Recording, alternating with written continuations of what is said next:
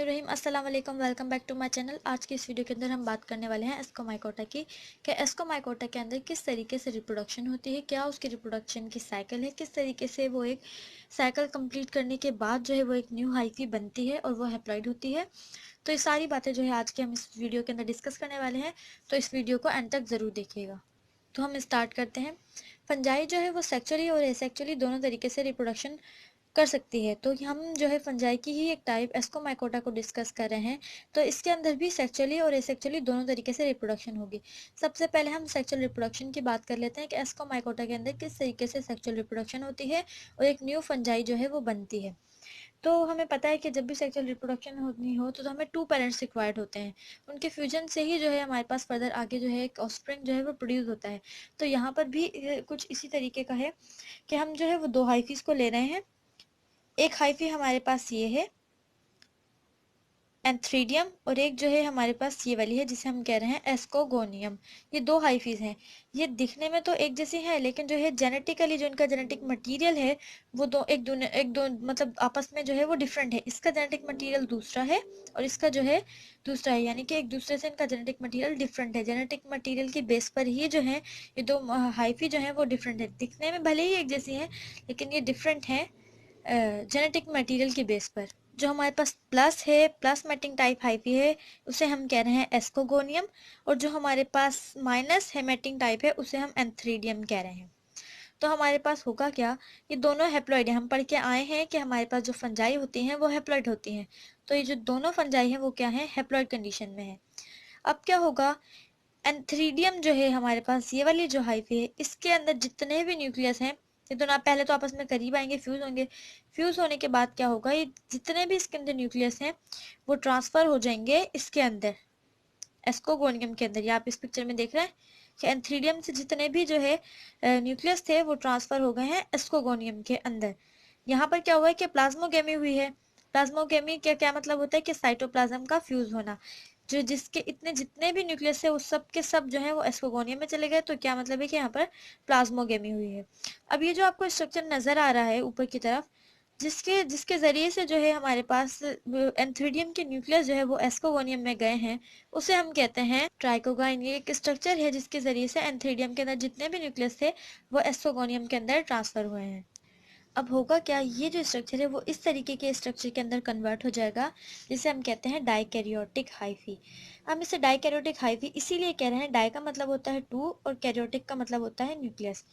तो इसे हम डाइकैरियोटिक हाइफी इसीलिए कह रहे हैं कि इसके अंदर जो है वो दो न्यूक्लियस का मतलब है कि 2 हाइफीज के न्यूक्लियस होते हैं। हमारे पास एंथ्रीडियम के न्यूक्लियस भी इसके अंदर आ गए थे। तो बहुत सारे जब ये कलेक्ट हुए तो उसके बाद इन्होंने कुछ इस तरीके का स्ट्रक्चर बना लिया जिसे हम कह रहे हैं डाइकैरियोटिक हाइफी। इसके अंदर दोनों के न्यूक्लियस हैं, जिससे एक एंथ्रीडियम के भी न्यूक्लियस हैं और एस्कोगोनियम के भी न्यूक्लियस हैं। अब जो है हम इस कंप्लीट स्ट्रक्चर को कहते हैं एस्कोकार्प। अब इस एस्कोकार्प के अंदर बहुत सारे एस्कस पाए जाते हैं। एस्कस से मिलके ही जो कंप्लीट इस तरह का स्ट्रक्चर बना हुआ था जिसे हम एस्कोकार्प कहते हैं। अच्छा, एस्कस क्या है? एस्कस कुछ भी नहीं है, सिंपल एक हमारे पास एक स्ट्रक्चर रिप्रोडक्टिव जिसके अंदर 2 न्यूक्लियस पाए, दोनों हाइफीज के न्यूक्लियस जो है वो पाए जाते हैं, एक एस्कोगोनियम के भी और एंथ्रीडियम के भी।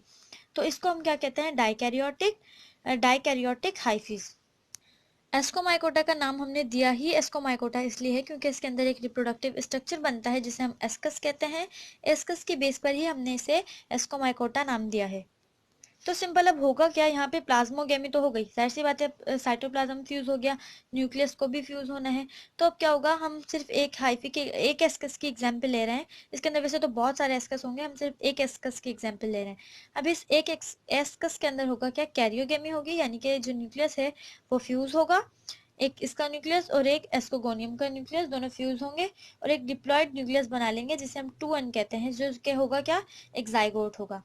सही, अब हमारे पास ये जाइगोट बन चुका है। अब इसके अंदर फर्दर क्या होगा, इस जाइगोट के अंदर होगी मायोसिस। हैप्लॉइड है ये सारी फंजाइज हमारे पास, लेकिन इस कंडीशन पे आके जो इनका जाइगोट का सेल बनता है उस कंडीशन पे आके ये हो जाती हैं डिप्लॉइड। मीन्स के 2n कंडीशन इनके अंदर आ जाती है। अब क्या होगा कि इस एस्कस के अंदर होगी मायोसिस। मायोसिस का सिंपल मतलब ये है कि एक सेल से 4 सेल्स का बनना, और नंबर ऑफ क्रोमोसोम की जो क्वांटिटी है, तादाद है, वो क्या होती है कि 4 सेल्स के अंदर हाफ ऑफ हो जाती है। अब हमारे पास हुआ क्या, इस डायप्लॉइड सेल न्यूक्लियस जो था हमारे पास, इसने की मायोसिस, और मायोसिस के नतीजे में क्या बना, 4 सेल्स बन गए। सही है। ये हमारे पास एस्कस के अंदर रहते हुए ही जो है मायोसिस हुई है, उसके बाद ये 4 सेल्स बने हैं। अब क्या होगा, ये 4 सेल्स जो है वो माइटोसिस करेंगे। अब माइटोसिस क्या होती है, यानी कि एक सेल से जो है हमारे पास सेल्स का दो सेल्स का बनना, और उसके अंदर जो नंबर ऑफ क्रोमोसोम्स होते हैं, और इसके अंदर जो नंबर ऑफ क्रोमोसोम्स हैं वो हाफ नहीं होते, जितने पेरेंट्स में होते हैं उतने ही डॉटर सेल्स के अंदर भी क्रोमोसोम नंबर होते हैं। अब क्या हुआ कि ये स्पोर बन गए, माइटोसिस के जरिए 4 से 8 हो गए। उसके बाद क्या होगा, सिंपल ये स्पोर रिलीज हो जाएंगे हवा के अंदर, और रिलीज होने के बाद क्या होगा, ये फिर से स्पोर जहाँ पर गिरेंगे वहाँ पर जर्मिनेट होंगे। जर्मिनेट होने के बाद एक और नया माइसीलिया बनेगा, जिसे हम फंजाई कह रहे हैं। फंजाई को बॉडी जो होती है फंजाई की, उसे हम माइसीलियम कहते हैं। तो एक जो न्यू हाइफी है वो ग्रो हो जाएगी, वहां पर एक न्यू फंजाई ग्रो हो जाएगी। तो ये थी इसकी कंप्लीट सेक्सुअल रिप्रोडक्शन। अगर हम इसकी एसेक्सुअल रिप्रोडक्शन की बात करें, सेक्सुअल रिप्रोडक्शन जो है, एसेक्सुअल रिप्रोडक्शन जो है वो इनकी कोनिडिया के जरिए होती है। इस बहुत ही ज़्यादा सिंपल रिप्रोडक्शन है सेक्सुअल इनकी, कोनिडिया के जरिए जो होती है। ये एक हाइफी के ऊपर इस तरीके से कुछ स्पोर्स जो है, कोनिडिया जो है वो क्लस्टर की फॉर्म में इनके ऊपर बन जाते हैं, और क्या होता है कि रिलीज हो जाते हैं। रिलीज होने के बाद सिंपल एक न्यू हाइफी फंजाई जो है वो बन जाती है। इस तरीके से जो है वो इनकी एसेक्सुअल रिप्रोडक्शन हुई, यानी कि एक हाइफी के ऊपर बहुत सारे कोनिडिया क्लस्टर की फॉर्म में आए, फिर वो रिलीज हो गए। रिलीज होने के बाद क्या हुआ, उन्होंने जर्मिनेशन की, और जर्मिनेशन के बाद क्या हुआ कि जहाँ पर वो गिरे थे वहीं पर उनकी जर्मिनेशन हुई। तो उसके बाद जो है वो एक न्यू हाइफी, न्यू फंजाई जो है वो बन गई। तो ये थी हमारी आज की लाइफ साइकिल ऑफ एस्कोमाइकोटा। उम्मीद है आप लोगों को ये लेक्चर समझ आया होगा। अगर आप लोगों को ये लेक्चर समझ आया है तो इसे लाइक कीजिए, शेयर कीजिए, और हमारे चैनल को सब्सक्राइब कीजिए, और कमेंट में हमें अपना फीडबैक देकर ज़रूर बताइएगा।